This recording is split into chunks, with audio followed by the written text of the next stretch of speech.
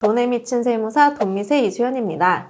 이런 기사들이 최근에 실렸죠. 차은우 200억 원대 세금 추징 통보, 이한일 60억, 유현석 70억, 조진욱 11억, 이준기 9억. 근데 이 사건에서 제가 궁금한 건 왜 갑자기 이분들을 조사하지? 라는 거예요. 이건 차은우를 먼저 조사한 것보다는 상대편에서 시작된 거예요. 그러니까 소속사 쪽, 매입처 혹은 매출처를 조사하다가 차은우한테까지 넘어온 거죠. 이런 걸 파생조사라고 해요. 보통 이렇게 연결되는 경우가 많습니다. 처음부터 어떤 특정인을 타겟으로 조사를 시작하는 게 아니라는 거예요. 우리 세금의 세계에서는 짝꿍을 잘 만나야 돼요. 예를 들어 나는 매출이고 상대가 매입이다. 그럼 우리 두 손 꼭 잡은 짝꿍이라서 한 명 넘어지면 같이 넘어져요. 저는 이걸 2인 삼각 경기라고 합니다. 차은우 건도 이 구조예요. 차은우한테 꽂혀서 조사가 시작됐다기보다 이분의 짝꿍이 먼저 넘어진 거죠. 지금 납세자 연맹에서 제보자를 개인정보 유출로 고발한 상태인데 이 부분은 좀 더 지켜봐야 할 것 같습니다. 근데 이 이야기에서 제가 눈이 딱 걸리는 부분이 있어요. 국세청이 이렇게 말했거든요. 대스타를 강화도 장어집에서 관리한다는 것이 말이 되는가? 그러고 보니 그렇네. 왜 장어집이냐? 차은우의 법인 주소지가 강화도 장어집이었습니다. 이 한 줄에 이 사건의 구조가 전부 들어가 있어요. 연예인들이 1인 기획사를 만드는 이유는 이제 다들 아시죠? 세금이에요. 숫자를 한번 보겠습니다. 개인 소득세의 최고 세율은 45%고 여기에 지방세 포함하면 49.5%예요. 한마디로 10억 벌면 4억 5천만 원을 국가에 내야 하는 세금이라는 거죠. 근데 법인을 만들면 법인세 최고 세율은 25%고요. 지방세까지 포함해도 27.5%예요. 같은 10억인데 세금이 약 2억 2천만 원으로 줄어드는 거죠. 차이가 얼마냐? 2억 3천만 원이에요. 근데 이거 일회성 아니라 매년 벌어지는 일입니다. 이거 보면 법인 안 만드는 게 바보 같아 보여요. 그래서 만드는 거예요. 근데 이 좋은 걸 하는데 지금 전부 추징당하고 있어요. 왜일까요? 저를 안 만나서? 핵심은 딱 하나예요. 실질 과세 원칙. 국세청은 계약서에 뭐라고 써있든 형식 안 봐요. 실체를 봅니다. 무슨 실체냐? 이 법인이 진짜 사업을 하고 있나? 그리고 이 법인의 연예인한테 실질적 관리 용역을 제공하고 있는가? 이걸 봅니다. 그럼 차은우 사례를 다시 한번 뜯어볼게요. 이 법인은 모친이 설립했어요. 차스 갤러리라는 이름이에요. 이 법인이 차은우의 출연료와 광고료를 개인으로 받지 않고 법인으로 받아서 매출로 처리했어요. 그래서 앞서 설명드린 것처럼 법인세 27.5%만 냈고요. 근데 여기서 한 가지 더 있어요. 24년 9월에 이 법인이 유한 책임회사로 전환합니다. DNE LLC라는 이름으로요. 그러면서 주소지를 강화도로 옮겨요. 왜 강화도냐? 강화구는 수도권 정비계획법상 성장관리 권역입니다. 법인이 부동산을 취득할 때 취득록세, 중과세를 피할 수 있는 지역인 거죠. 일반 취득세는 약 4.6%인데 과밀업체 권역에서는 이게 약 9.4%까지 올라가요. 2배입니다. 이거 피하려고 강화도로 간 거예요. 거기에 사업 목적에 부동산 임대업까지 추가했어요. 근데 국세청이 보니까 그 법인 주소지가 강화도 장어집이에요. 사무실 없죠? 심지어 직원도 없어요. 회의 어디서 하지? 스케줄 관리, 홍보, 계약 협상, 기획사가 해야 되는 이 일들을 법인이 실제로 했다는 증거가 없다는 거죠. 페이퍼 컴퍼니라고 의심을 받아요. 종이 위에만 존재하는 회사. 국세청 판단은 이런 겁니다. 이 법인은 실질적 사업 활동이 없다. 따라서 법인 매출이 아니라 원래 차은우 개인의 소득이다. 그러므로 개인소득세 49.5%를 적용하는 게 맞다는 판단을 내린 거죠. 그럼 200억이라는 숫자가 어떻게 나왔을까요? 정확한 건 아니지만 대략 유추해봤을 때 일단 본세 한 100억 정도 될 것 같아요. 거기에 신고 불성실 가산세, 적게 신고한 데에 대해서 한 가산세 한 30억, 여기에 납부 불성실 가산세, 늦게 냈으니까 이자 더 내 하는 가산세, 이걸 몇 년치 몽땅 다 더했을 거예요. 따라서 200억은 한 해 총 세금이 아니라 몇 년치 본세와 가산세를 합산한 금액인 것 같아요. 이한이도 구조가 같아요. 호프 프로젝트라는 1인 기획사를 통해서 소득을 개인이 아닌 법인 매출로 처리했는데 국세청이 개인 소득으로 다시 분류해서 60억을 추징한 거예요. 이한이 측 입장은 이거였어요. 세무대리인 조언에 따라 법과 절차를 준수했다. 그런데 제가 여기서 한 말씀 드릴게요. 탈세와 절세 사이에서 잘하면 절세를 한 거죠. 근데 못하면 대리인의 조언에 따라 했다라고 하시는데 저렇게 조언하는 대리인 없어요. 적어도 제 주변에는. 사무장 조심하세요. 이제 보이시죠? 패턴이. 전부 같은 법인 구조에서 걸렸어요. 법인 형식만 갖추고 실체가 없었던 거예요. 그리고 이분들이 법인으로 세율만 낮춘 게 아니에요. 법인을 만들면 비용 처리할 수 있는 범위가 넓어져요. 본인과 가족의 급여, 고가 차량 유지비, 식대, 가족을 직원으로 등록해서 인건비를 지급, 즉 법인 안에 이익을 남겨두고 재투자하는 구조고요. 이런 것들이 전부 가능해져요. 여기서 법인의 직원이 왜 중요한지 말씀드릴게요. 쉽게 얘기하면 법인은 팔다리가 없어요. 종이 위에 존재하니까 스스로 움직일 수가 없죠. 그래서 이걸 수행할 사람이 필요해요. 그래서 직원을 채용하는데 매니저라는 역할이 쉽지는 않죠. 입퇴사를 반복하다 결국 가족이 직접 하게 되는 경우도 많아요. 근데 여기서 오해하면 안 되는 게 가족이라고 다 월급만 가져가고 너는 월급루팡 아니에요. 진짜 남보다 못한 급여 받고 열정페이로 일하는 가족들도 있어요. 진짜 무급여로 엄청 착취당하는 가족도 있습니다. 하지만 이번 건에서 중요한 포인트는요. 너무 일을 안 했어요. 가족이 남매였다면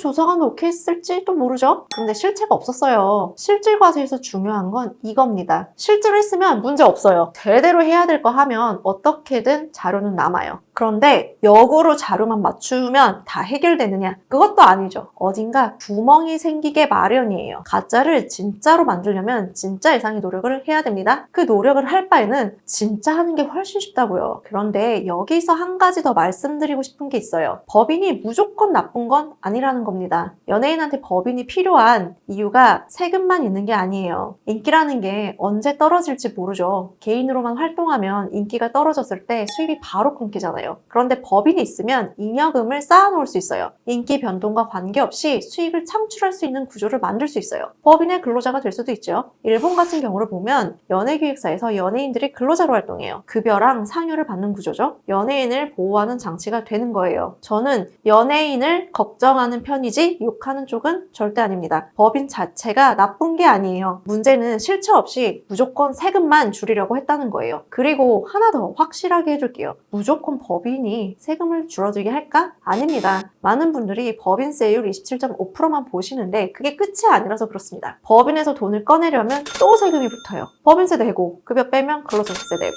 배당 빼면 배당소득세 내고, 이걸 다 합산해보면 어떤 분들은 개인으로 유지하는 게 오히려 유리하기도 하고요. 절세를 위해 법인을 설립한다? 이건 무조건 정답이 아닙니다. 게다가 법인은 폐업할 때 상당히 복잡하고 어렵습니다. 청산까지 갈 경우에 세금이 오히려 더 나올 수도 있어요. 이제 국세청이 1인 기획사를 조사할 때 보는 기준을 정리해 드릴게요. 이거 알아두시면 사업하시는 분들한테 도움이 될 겁니다. 첫째, 독립적 사업 운영 능력이 있느냐, 계약 당사자가 누구냐, 연예인, 개인이 직접 계약하고 있는데 법인 이름만 빌린 거면 걸려요. 둘째, 물적, 인적 설비가 있는가, 즉 사무실이 있는가, 직원을 채용했는가, 장어집 주소지, 카페 주소지, 자택 주소지 이런 데서 등록하면 바로 적발해달라는 거나 마찬가지 신호일 수 있어요. 셋째, 계약의 실질이 있는가, 법인이 제공한 서비스에 대한 구체적인 증거가 있나요? 스케줄 관리나 기록, 계약 협상 내역, 출연료, 정산 기록 이런 게 없으면 형식만 있는 겁니다. 넷째, 경제적 합리성, 법인 설립이 세금 회피 목적 외에 합리적 사업 이유가 있는가, 이게 없으면 국세청은 조세 회피로 봅니다. 그럼 처벌은 어떻게 되냐? 법인세로 낸 세금을 개인소득세로 재과세해서 최고 세율 49.5% 적용하죠. 거기에 과소신고 가산세 10%에서 40%까지 추가하고 악의적인 경우라면 조세범 처벌법에 따라 형사고발까지 가능합니다. 이거 이제는 연예인만의 이야기 아니에요. 고소득 유튜버, 인플루언서도 1인 법인을 통한 탈세 혐의로 세무조사 받고 있죠. 실질적 소득 행위가 개인에게 맞춰져 있다는 이유예요. 유튜브 하시는 분들이나 인스타 하시는 분들 1인 법인 만들어서 절세하고 있다면 지금 이 기준에 맞는지 꼭 한번 확인해 보세요. 여기까지 들으셨다면 이런 생각 드실 거예요. 그럼 프리랜서는 어떻게 해야 돼? 프리랜서 분들 매년 5월에 종소세 신고하시잖아요. 3.3% 원천 징수는 선납금입니다. 5월에 정산하는 거예요. 여기서 하나 아셔야 될 게 있어요. 프리랜서는 3.3% 인적 용역자라서 부가세 안 냅니다. 그런데 사업자 등록을 하면 부가세 발생하죠. 숫자로 한번 보여드릴게요. 100만 원 벌었는데 프리랜서는 96만